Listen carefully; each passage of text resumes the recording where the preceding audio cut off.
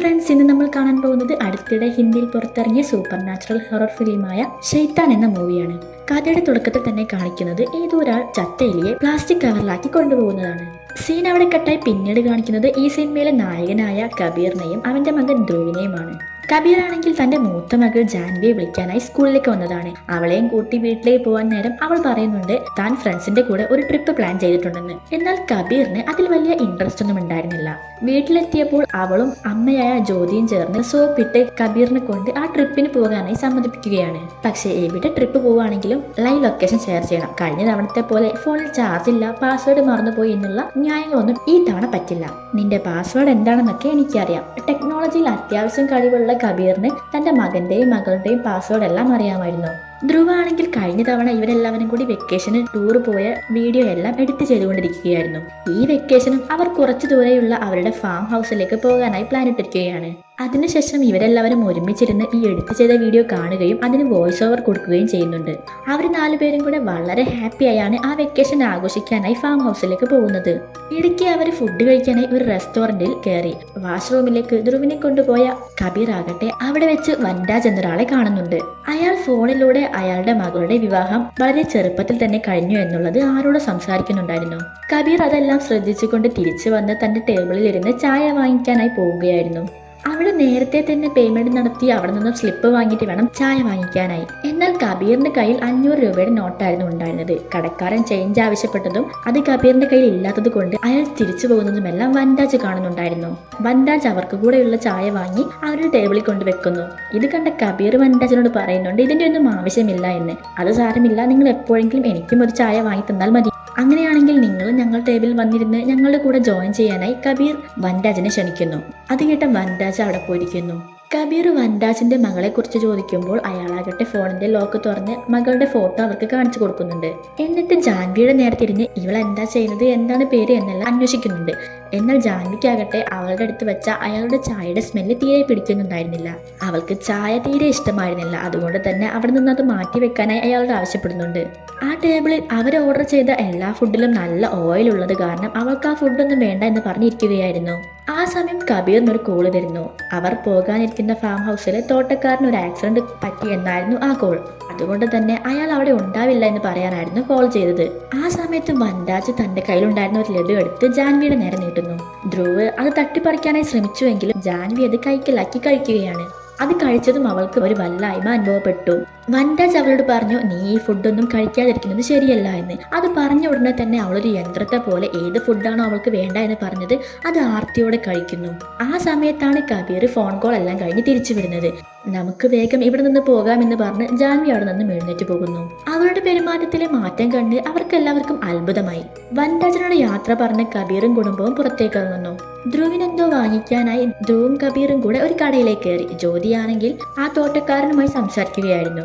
ആ സമയം വൻരാജ് വന്ന് ജാൻവിയോട് പറയുന്നുണ്ട് കാറിന്റെ വിൻഡോ ഗ്ലാസ് താഴ്ത്താനായി. അവൾ താഴ്ത്തിയതും അവളുടെ കയ്യിൽ ഒരു ബിസ്ക്കറ്റ് കൊടുത്ത് വൻരാജ് പറയുന്നു നീ ഫാം ഹൗസിൽ എത്തിയാൽ ഉടനെ ഈ ബിസ്ക്കറ്റ് എല്ലാം തിന്നു തീർക്കണമെന്ന്. അവൾ ഒരു യന്ത്രത്തെ പോലെ ചിരിച്ചുകൊണ്ടത് വാങ്ങി. അങ്ങനെ അവരെല്ലാവരും കൂടെ ഫാം ഹൗസിലേക്ക് പോവുകയാണ്. അവിടെ എത്തിയതും എല്ലാവരും പുറത്തിറങ്ങി പോയെങ്കിലും ജാൻവി ആകട്ടെ വൻരാജ് കൊടുത്ത ആ ബിസ്ക്കറ്റ് മുഴുവൻ കഴിക്കുകയായിരുന്നു. ഫാം ഹൗസിനുള്ളിൽ കയറിയ ഉടനെ തന്നെ എല്ലാവരെയും പൂളിലേക്ക് തള്ളിയിട്ട് കബീറും പൂളിലേക്ക് ചാടുന്നു. എന്നാൽ ജ്യോതിയുടെ കയ്യിലുണ്ടായിരുന്ന ഫോൺ നനഞ്ഞു പോയിട്ടുണ്ടായിരുന്നു. ജ്യോതി അത് കൊണ്ടുപോയി ഉണങ്ങാൻ വെച്ച ശേഷം ഡ്രസ്സെല്ലാം മാറി ബാൽക്കണിയിലേക്ക് വന്നപ്പോൾ അവരുടെ ഗേറ്റിന് മുമ്പിലായി വൻരാജ് നിൽക്കുന്നതാണ് കാണുന്നത്. ഇയാൾ എന്തിനാണ് ഇവിടെ വന്നത് എന്ന് ജ്യോതിക്ക് സംശയമായി. അവൾക്ക് എന്തോ ഒരു പന്തികേട് തോന്നി. അവൾ നേരെ പോയി കബീറിനോട് കാര്യം പറയുന്നുണ്ട്. കബീർ ആകട്ടെ അവിടേക്ക് വന്നപ്പോഴേക്കും വൻരാജ് അവരുടെ വീടിനുള്ളിലേക്ക് കയറിയിരുന്നു.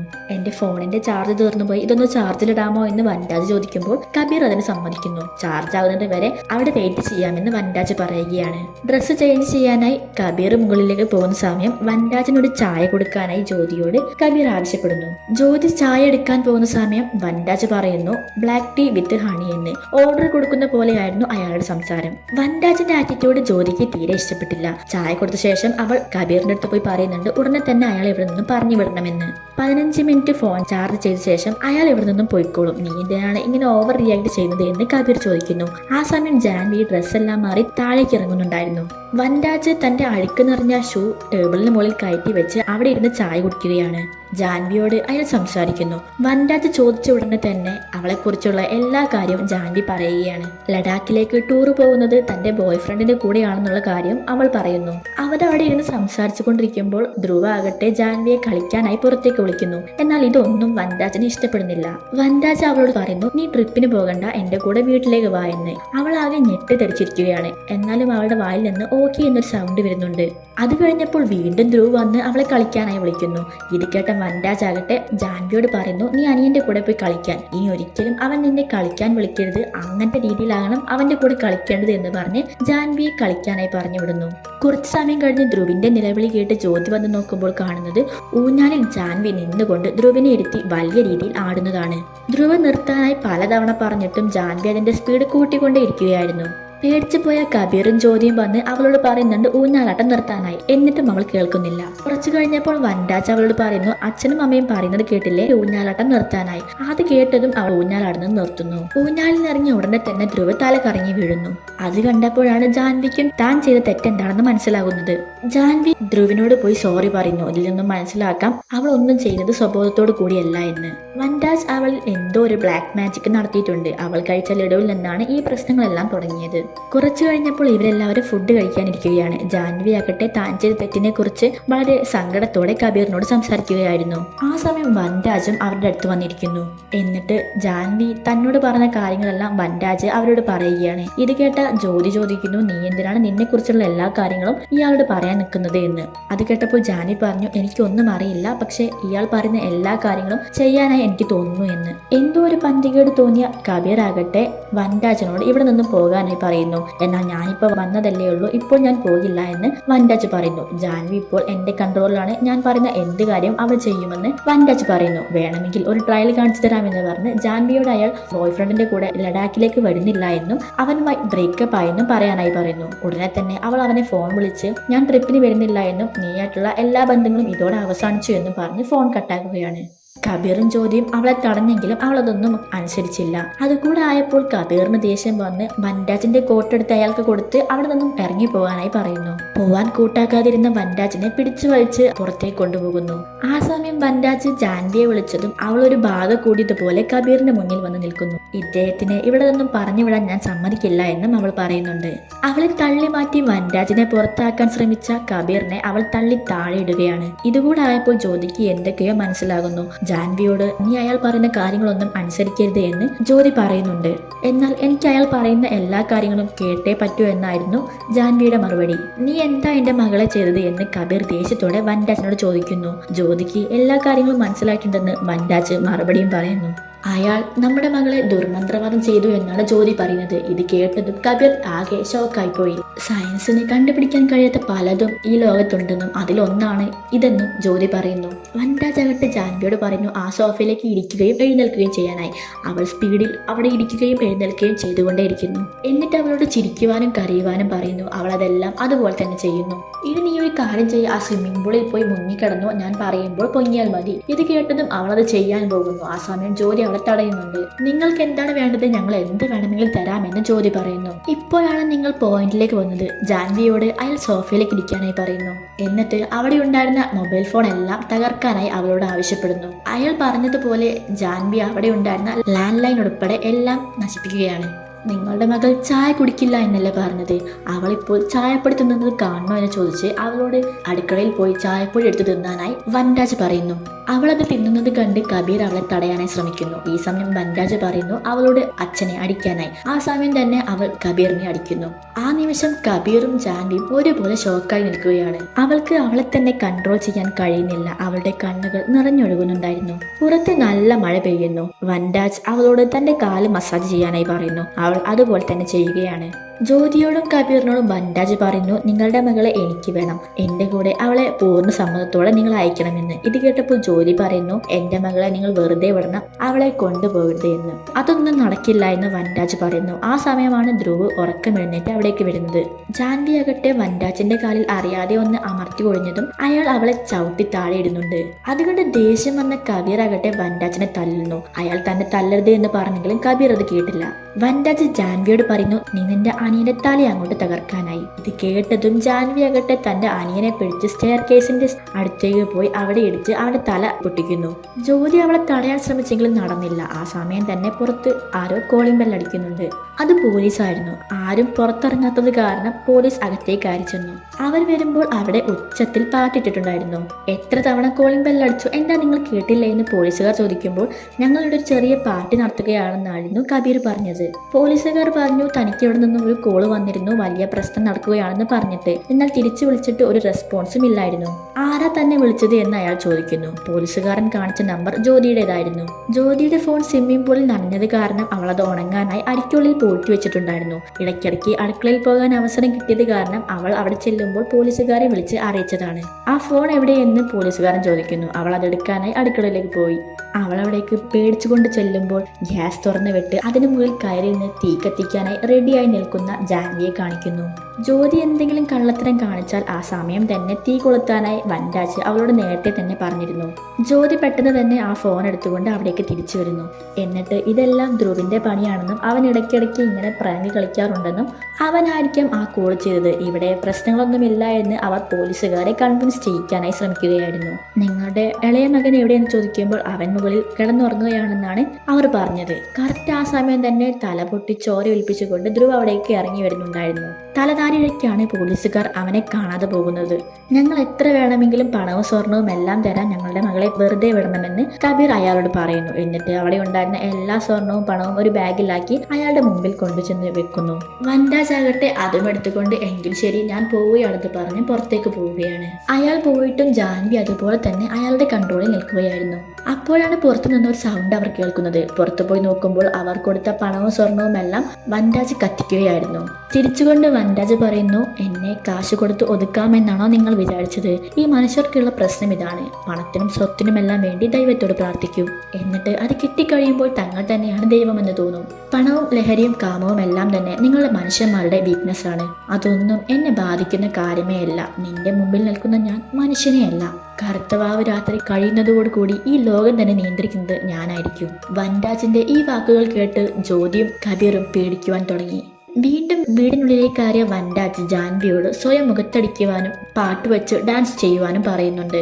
ജ്യോതിക്കും കബീറിനും ഒന്നും തന്നെ ചെയ്യാൻ കഴിഞ്ഞില്ല. ജ്യോതി മകളുടെ അടുത്ത് തന്നെ ഇരുന്നു. കബീർ ആകട്ടെ മകന്റെ അടുത്തേക്കും പോയി. ഡാൻസ് കളിച്ച് തളർന്ന ജാൻവിക്ക് ജ്യോതി വെള്ളം കൊണ്ടു കൊടുത്തപ്പോൾ അത് തട്ടിക്കളയാനായി വൻരാജ് ജാൻവിയോട് തന്നെ ആവശ്യപ്പെടുന്നു. ജ്യോതിയോട് മുകളിലേക്ക് പോകാനായി വൻരാജ് പറഞ്ഞെങ്കിലും അവൾ അത് കേൾക്കാതെ നിൽക്കുകയായിരുന്നു. ഇത് കേട്ടതും ജാൻവിയോട് അടുക്കളയിൽ പോയി കത്തി എടുത്തുകൊണ്ട് വരാനായി വൻരാജ് പറയുന്നു. ഞാൻ 10 വരെ എണ്ണും, അത് കഴിഞ്ഞ് നമ്മൾ രണ്ടുപേരും അല്ലാതെ താഴെ ആരെങ്കിലും ഉണ്ടെങ്കിൽ അവരെ കുത്തിയേക്കാനായി വൻരാജ് ജാൻവിയോട് ആവശ്യപ്പെട്ടു. അവളുടെ നിസ്സഹായാവസ്ഥ കണ്ട് ജ്യോതി ഒന്നും ചെയ്യാനാകാതെ മുകളിലേക്ക് പോകുന്നു. കുറച്ചു സമയം കഴിഞ്ഞ് കബീർ കിച്ചണിലേക്ക് പോവുകയാണ്. എന്നാൽ ജാൻവി താഴേക്ക് പോകാനായി സമ്മതിക്കുന്നില്ല. താഴേക്ക് ആരെങ്കിലും വരികയാണെങ്കിൽ കുത്താനായിരുന്നു അവൾക്ക് കിട്ടിയ ഉത്തരവ്. എന്ത് ചെയ്യണമെന്നറിയാതെ അവൾ പേടിച്ചു വിറച്ച് അവിടെ നിന്ന് തന്നെ മൂത്രമൊഴിക്കുന്നു. ഇത് കണ്ട് സഹിക്കാനാകാതെ കബീർ മുകളിൽ പോയി ജ്യോതിയോട് കാര്യം പറയുന്നു. ജ്യോതി താഴേക്ക് ഓടി വന്ന് അവളുടെ വസ്ത്രം മാറ്റാനായി ശ്രമിക്കുന്നുണ്ട്.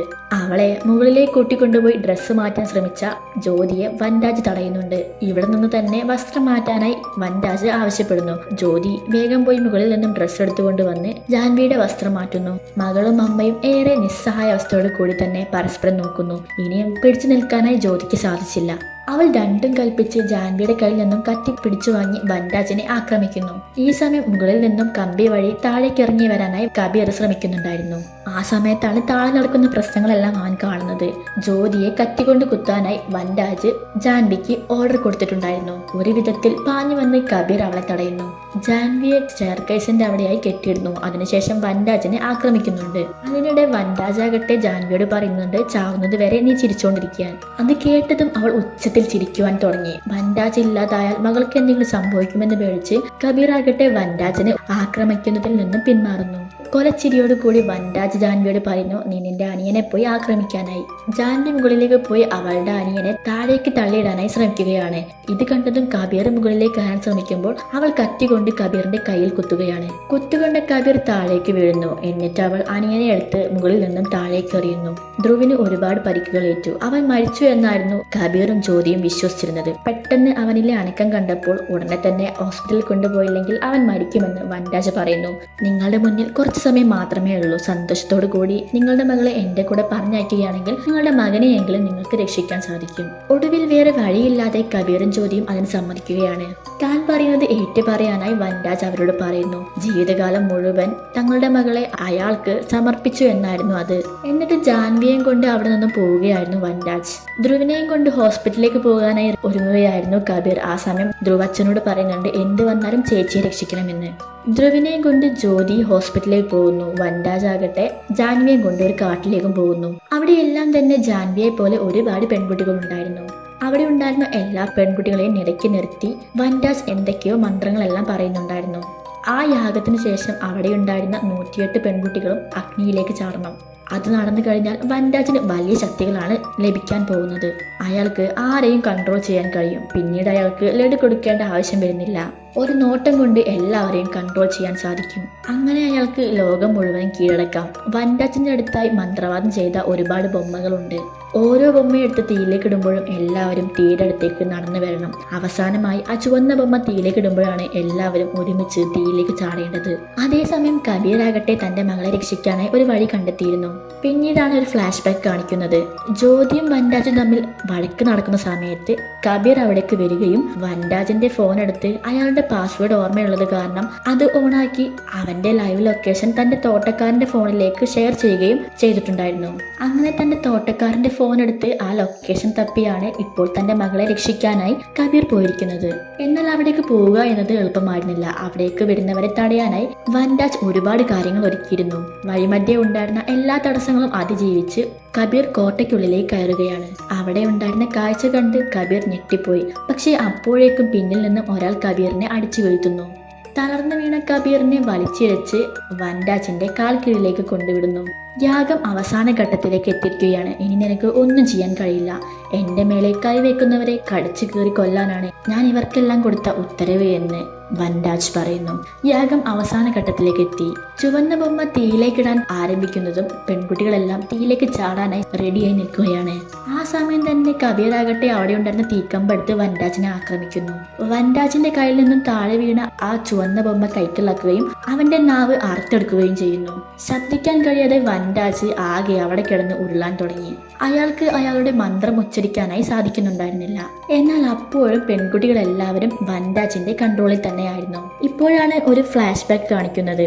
അടി നടക്കുന്ന സമയത്ത് ഇവരുടെ വീട്ടിൽ വെച്ച് എന്ത് കാര്യം പറഞ്ഞാലാണ് തന്റെ മകൾ നിന്നിൽ നിന്നും മോചിതയാവുന്നത് എന്ന് കബീർ വൻരാജിനോട് ചോദിച്ചിരുന്നു. അത് തന്റെ ശബ്ദത്തിൽ പറഞ്ഞാൽ മാത്രമേ സാധിക്കൂ എന്ന് വൻരാജും പറയുന്നു. എന്നിട്ട് അയാൾ പറയേണ്ട കാര്യവും പറയുന്നുണ്ട്. അതെല്ലാം തന്നെ അന്നേരം കബീർ റെക്കോർഡ് ചെയ്യുന്നുണ്ടായിരുന്നു. കബീറിനെ ആക്രമിക്കാനായി എല്ലാ പെൺകുട്ടികളും അടുത്തേക്ക് എത്തിയപ്പോൾ തന്റെ മകന്റെ ഡിവൈസിൽ റെക്കോർഡ് ചെയ്ത് വെച്ച വൻരാജിന്റെ വോയിസ് കേൾപ്പിച്ചതോടുകൂടി എല്ലാ പെൺകുട്ടികളും നോർമൽ അവസ്ഥയിലേക്ക് വരികയാണ്. വൻരാജിന്റെ നാക്ക് ആ തീക്കുണ്ടത്തിലേക്ക് കബീർ വലിച്ചെറിയുന്നു. തന്റെ മകളെ ഉൾപ്പെടെ എല്ലാ പെൺകുട്ടികളെയും അവിടെ നിന്ന് കബീർ രക്ഷപ്പെടുത്തി. പിന്നീട് കാണിക്കുന്നത് അവർ ഹോസ്പിറ്റലിൽ കിടക്കുന്നതാണ്. കാണാതായ ഈ പെൺകുട്ടികളെയെല്ലാം കണ്ടെത്താൻ ശ്രമിച്ചതിന് പോലീസും കബീറിനോട് നന്ദി പറയുന്നു. എല്ലാ പെൺകുട്ടികളും അവരവരുടെ സ്വന്തം വീട്ടിലേക്ക് തിരിച്ചെത്തിയിരിക്കുന്നു. പക്ഷേ വൻരാജിനെ മാത്രം കണ്ടെത്താൻ കഴിഞ്ഞില്ല എന്നും അയാൾ മിസ്സിംഗ് ആണെന്നും സൂക്ഷിക്കണമെന്നും പോലീസുകാർ പറയുന്നു. പിന്നീട് കാണിക്കുന്നത് മൂവിയുടെ തുടക്കത്തിൽ കാണിച്ച അതേ സീനായിരുന്നു. ഒരാൾ ചത്ത് ചീഞ്ഞു കിടക്കുന്ന ആ എലിയെ പ്ലാസ്റ്റിക് കവറിലാക്കി പോകുന്നത് അത് കബീറായിരുന്നു. അവൻ നേരെ പോകുന്നത് ഒരു തടവറയിലേക്കാണ്. വൻരാജിനെ അവിടെ നിന്നും കടത്തി ഈ തടവറയിൽ വെച്ച് ക്രൂരമായി ശിക്ഷ കൊടുക്കുകയായിരുന്നു കബീർ. താടിയും മുടിയും വളർന്ന് വളരെ ദയനീയമായ ഒരു കോലത്തിലാണ് ഇപ്പോൾ വൻരാജ് ഉള്ളത്. അയാൾക്ക് കഴിക്കാൻ കൊണ്ടുവരുന്ന പഴം അയാളുടെ അടുത്തേക്ക് അവൻ വെക്കുന്നില്ല. പകരം ചത്ത എലികളെയാണ് അവന്റെ അടുത്തേക്ക് കബീർ വലിച്ചെറിയുന്നത്. വൻരാജിന്റെ മുന്നിൽ കസേരയിട്ടിരുന്ന് കബീർ പറയുന്നുണ്ട്, നീ എന്ന ദൈവത്തെക്കുറിച്ച് പറഞ്ഞിരുന്നില്ലേ? എന്നാൽ ഓരോ പേരൻസും ദൈവങ്ങളാണ്. തന്റെ മക്കൾക്ക് എന്തെങ്കിലും ആപത്ത് പറ്റിയാൽ അവരെല്ലാവരും ഏത് ഏതറ്റം വരെയും പോകും. ഈ ലോകത്തെ കൺട്രോൾ ചെയ്യാൻ പോകുന്ന ദൈവം നീയാണെന്നല്ലേ പറഞ്ഞത്? എന്നാൽ ഇതാണ് നരകം. നിന്നെ ദ്രോഹിക്കുന്ന ശൈത്താനാണ് ഞാൻ. അത്രയും പറഞ്ഞ് വൻരാജിനെ അവിടെ നിന്ന് അറിയിക്കാൻ വിട്ടിട്ട് അവിടെ നിന്നും പോവുകയാണ് കബീർ. അതോടുകൂടി ഈ മൂവി ഇവിടെ അവസാനിക്കുകയാണ്. മൂവിയുടെ സ്റ്റോറി നിങ്ങൾക്ക് ഇഷ്ടമായെങ്കിൽ നിങ്ങളുടെ അഭിപ്രായങ്ങൾ കമൻറ്റ് ബോക്സിൽ രേഖപ്പെടുത്തുക. Okay, by.